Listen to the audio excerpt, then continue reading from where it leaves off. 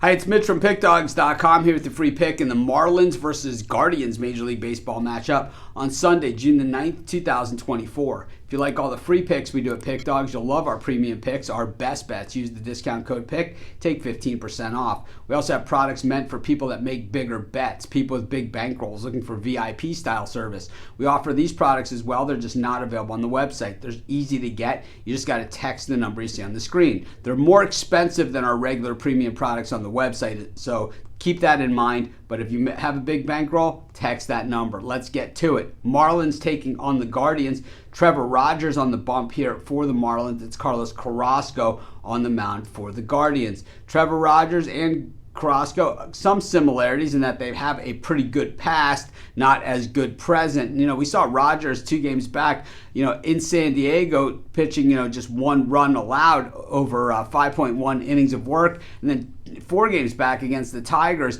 no runs allowed through 5 innings. So there's glimpses that the old Rogers could still make it back. But in between, 4 runs through 3 2/3 against the Brewers, 4 runs over 6 innings against the Texas Rangers. So he still has been hit, and he's got a 5.68 ERA, allowing way too many hits. 73 hits over 57 innings, 36 earned runs. He struck out 47, which isn't bad, but he's walked 27, which is way too high, and he's given up 7 home runs, which isn't way too high, but also isn't very low, especially when you're walking that many batters. We look at the other side. Carlos Carrasco just, seems to always be on this recovery trail. And, he was once really strong with Cleveland. They weren't the Guardians then. They were their old name, I guess Cleveland. And, since then, though, we've seen him kind of bouncing around, and now back with Cleveland once again, and he's got a 5.66 ERA to show for it.